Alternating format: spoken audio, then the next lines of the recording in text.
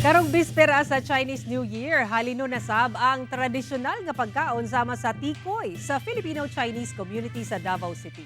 Ang mga katikaran sa pagsaulog sa Chinese New Year sa Davao City, atong sayron sa live report ni Argil Relator. Argil!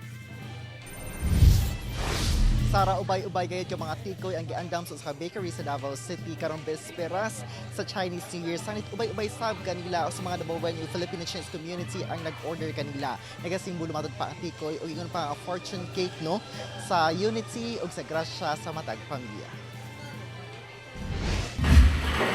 Hastang bisiha sa mga personahe ni ining iladong bakery sa Davao City karong bisperas sa Chinese New Year.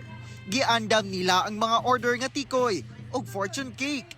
Sama sa naandan, pre-ordered na ang ilang stocks sa tikoy.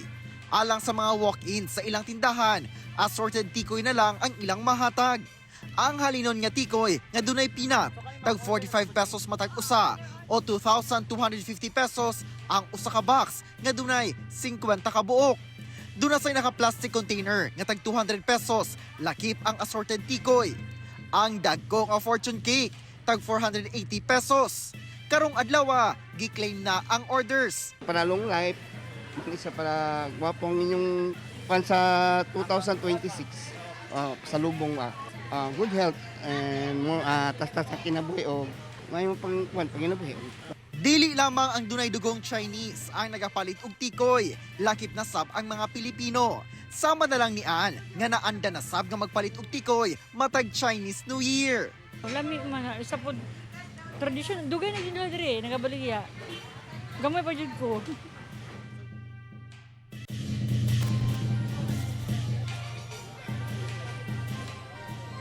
Sa raging pakiduyog sa Davao City, ipahigayon karong gabi ang Chinese New Year celebration. Isalbing unang higayon, ipahigayon din sa Bukana Bridge sa Davao City ang Chinese New Year celebration. Ang selebrasyon sa Davao City nakatutok sa panaghiusa, shared culture ug panagtagbo sa City Government of Davao, katawhang Davaoenyo o Chinese community aron sa ulugon ang tradisyon, friendship ug paglambo.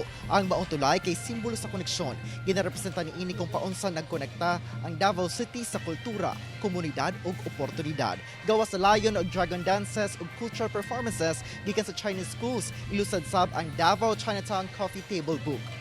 Sara, taod-taod no atong atangan no, isa sa mga highlight dinhi sa atong celebration sa Chinese New Year sa Bukana Bridge ang ceremonial lighting no agig pagpakita og pag-welcome sa prosperity ug good fortune karong Year of the Horse. Sara. Alright, gong si Fatsay sa itong mga kapusong Filipino-Chinese. Dagang salamat, Argil Relator.